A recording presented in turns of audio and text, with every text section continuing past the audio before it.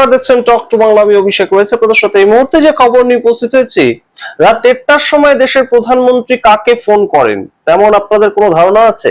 কিন্তু এই মুহূর্তে সেরকম খবর উঠে এসেছে এবং সরাসরি রাত 1টার সময় দেশের প্রধানমন্ত্রী এই মুহূর্তে এতটাই চাপে রয়েছেন রাম মন্দির বিষয়টাকে নিয়ে, অর্থাৎ সামগ্রিক বিজেপিও চাপে রয়েছে, আরএসএস ও চাপে রয়েছে। অবশ্যই সেই ক্ষেত্রে দেশের প্রধানমন্ত্রী চাপে থাকবেনই, তো তিনি সেই বিষয়টা নিয়ে কথা বলবার জন্য রাত 1টার সময় 3বারের লোকসভার সাংসদ এবং একবারের রাজ্যসভার সাংসদ বিনয় কাটিয়ার তাকে ফোন করেছিলেন। এবং বিনয় কাটিয়ার হচ্ছেন এমন একজন ব্যক্তি যিনি রাম মন্দির নিয়ে যে আন্দোলন হয়েছিল 9এর দশকে, সেই আন্দোলনের অন্যতম একজন মুখ ছিলেন। তাও বলা কম হয়, একদম হিরো ছিলেন তিনি। এবং তাকে অবশ্যই একদম মোদি তার সময়কাল পর্যন্ত একদম রীতিমতন কিন্তু লোকসভার সদস্য, রাজ্যসভার সদস্য বিভিন্ন জায়গায় ভরিয়ে রেখেছিলেন। তো সেই বিনয় কাটিয়ার তাকে নাকি রাত 1টার সময় ফোন করেছিলেন নরেন্দ্র মোদী, তেমন একটা বক্তব্য তিনি দিয়ে রেখেছেন। এবং গুরুত্বপূর্ণ যে এই বক্তব্যটা সামনে আসতেই রীতিমতন চাঞ্চল্য পড়ে গিয়েছে। যে সমস্ত গদি মিডিয়া এই ধরনের খবরই দেখাচ্ছিল না, তারা রীতিমতন বলতে শুরু করেছে যে কি প্রমাণ রয়েছে রাত 1টার সময় নরেন্দ্র মোদী তাকে ফোন করেছিলেন এবং ফোন করে এই ধরনের কথাবার্তা বলেছেন।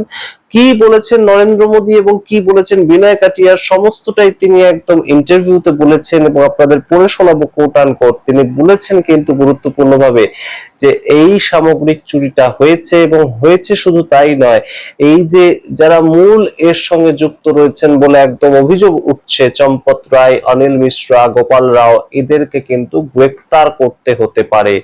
যে জিনিসটা চাইছেন যোগী আদিত্যনাথ, তেমন খবর উঠে আসছে, কিন্তু কোথাও গিয়ে একটা আরএসএস এর সম্মানহানি হবে, তাই জন্য এখনো পর্যন্ত গ্রেফতার হচ্ছে না এরা। সেই জায়গাটাই কিন্তু আবার ওই কনভারসেশনে উঠে এসেছে। সমস্তটা নিয়ে বিস্তারিত আলোচনা করবো। তার আগে অবশ্যই টক টু বাংলা ইউটিউব চ্যানেলটিকে আপনারা যারা সাবস্ক্রাইব করেননি এখন অবশ্যই করুন। দেখুন এই ভিডিও শেষ অবধি স্কিপ না করে, অনেক ইনফরমেশন আপনাদের জন্য এই ভিডিওতে দেবো। আপনাদের জানাই এই মুহূর্তে রাত 1টার সময় নাকি নরেন্দ্র মোদী বিনয় কাটিয়ারকে ফোন করেছিলেন এবং সেটা জানাচ্ছেন তিনি নিজেই। এবং তার সঙ্গে তিনি জানাচ্ছেন যে নরেন্দ্র মোদী আমাকে ফোন করেন রাত 1টার সময়। রাত 1টার সময় ফোন করে নরেন্দ্র মোদী বলেন যে এটা কি হলো, এই যে রাম মন্দিরের চুরির বিষয়টা এটা কি হলো। তখন বিনয় কাটিয়ার নাকি তাকে উত্তর দেন যে কিছু হয়নি, যা হওয়ার হয়েছে। কিন্তু অবশ্যই এখন এরা এই যে 3জন, অর্থাৎ চম্পত রায়, অনিল মিশ্রা এবং গোপাল রায়, এরা 3জন বেঁচে গেছে কোনো মতে, কিন্তু এদেরকে কিন্তু অ্যারেস্ট করা হতে পারে। এই আলোচনা হচ্ছে। আপনারা বোঝার চেষ্টা করুন যে কোন জায়গায় চাপটা রয়েছে। চাপ তৈরি হয়েছে কিন্তু বিজেপির অভ্যন্তরে। এই কনভারসেশন যেটার কথা বিনয় কাটিয়া নিজে বলছেন সামনে এসে, সেটার থেকেই কিন্তু বোঝা যায় যথেষ্টই। কারণ এই মুহূর্তে আরএসএস এবং ভারতীয় জনতা পার্টি তারা যথেষ্ট চাপে রয়েছে। আমরা কেন বলছি এই কথাটা বারংবার, আরএসএস এর একদম সেকেন্ড ইন কমান্ড মোহন ভাগবতের পরেই যার স্থান, দত্তাত্রেয় হসবলে, তিনি একদম সামনাসামনি এলেন এবং তিনি এসে কি বার্তা দিলেন, ধৈর্যশীল হতে হবে, সংযম রাখতে হবে, কারণ কোথাও গিয়ে মানুষের মনে প্রশ্ন উদয় হচ্ছে এবং তারা আরএসএস এর উপর কি কোথাও গিয়ে একদম ভরসা হারাচ্ছেন। এই প্রশ্ন উঠছে, তার কারণ দত্তাত্রেয় হসবলে কি বলছেন, কি বার্তা দিতে চাইছেন তিনি এই পরিস্থিতিতে। আপনারা শুনুন, তারপর আসছে এনে বিস্তারিত ব্যাখ্যায়। संपूर्ण हिंदू समाज से भी आह्वान करता है कि इस कठिन क्षण में वह आवश्यक धैर्य और संयम का परिचय दें। আপনারা শুনলেন তার বক্তব্য, এবং এই সামগ্রিক প্রেক্ষিতটা কিন্তু আরো গুরুতর হয়ে উঠছে যে আরএসএস ভয় পেয়ে আছে। আরএসএস এর নিজেদের ব্যক্তিরা ট্রাস্টের মাথায় ছিলেন এতদিন ধরে।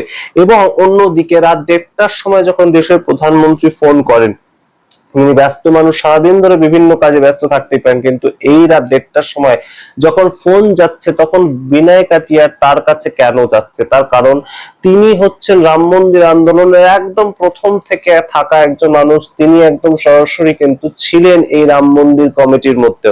কিন্তু গুরুত্বপূর্ণ বিষয়টা হচ্ছে যে দেশের প্রধানমন্ত্রীর যদি এই সামগ্রিক বিষয়টা নিয়ে খবর নিতে হয়, তাহলে তো তার কাছে 100 রকমের একদম সংস্থান রয়েছে, ইন্টেলিজেন্স রয়েছে, যেটা বারংবার অরবিন্দ কেজরিওয়াল বলছেন যে ইন্টেলিজেন্স আমার কাছে একদম পাকা খবর রয়েছে, যে ইন্টেলিজেন্স এর আগে দেশের প্রধানমন্ত্রীকে জানিয়েছিল যে এখানে চুরি হচ্ছে, কিন্তু সেটার পরবর্তীতেও কেউ কোনোভাবেই এটাতে ধ্যান দেননি।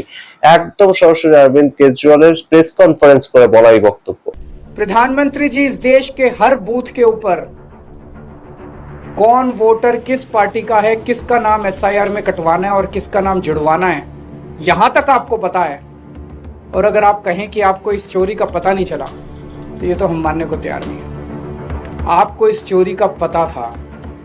सूत्रों से मुझे पता चला है कि आईबी ने कम से कम 12 रिपोर्ट प्रधानमंत्री को सौंपी है, जिसमें उन्होंने बताया कि किस तरह से कंस्ट्रक्शन में, जमीनों में और चढ़ावे के अंदर बहुत बड़े स्तर के ऊपर राम मंदिर के अंदर चोरी हो रही है।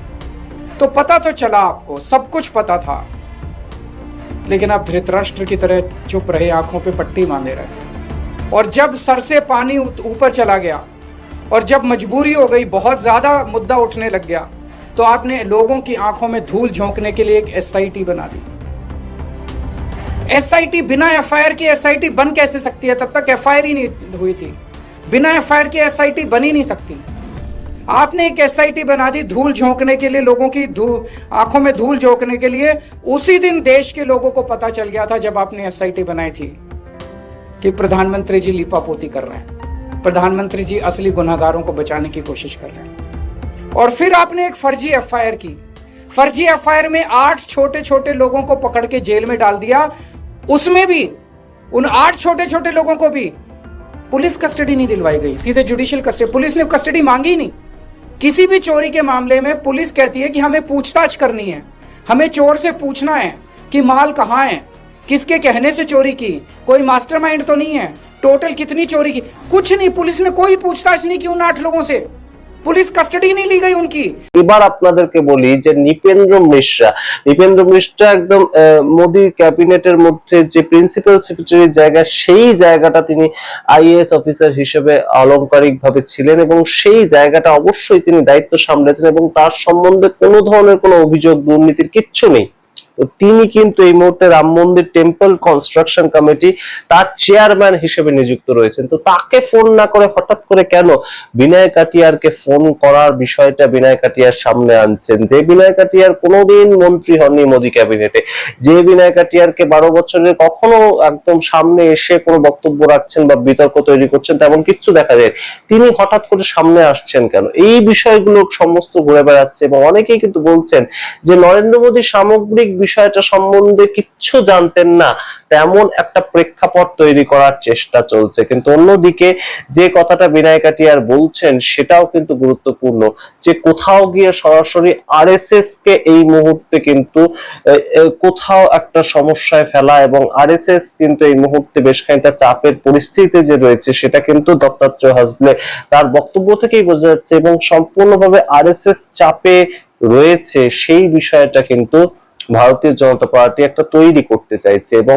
তাদের কাছে চাপের বিষয়টা কি, যদি এদের 3 জনকে অ্যারেস্ট করা না হয় তাহলে সাধারণ মানুষের মধ্যে কিন্তু একটা অসন্তোষ তৈরি হচ্ছে, তাদের আস্থার জায়গা সেটা ধাক্কা খাচ্ছে এবং 2029-এর আগে 2027 সালের ভোটটা রয়েছে উত্তরপ্রদেশে, যে উত্তরপ্রদেশের অযোধ্যায় একদম 2024 সালে আমরা দেখতে পেয়েছি ভারতীয় জনতা পার্টি ধূলিসাৎ হয়ে গিয়েছিল অখিলেশ যাদবের কাছে।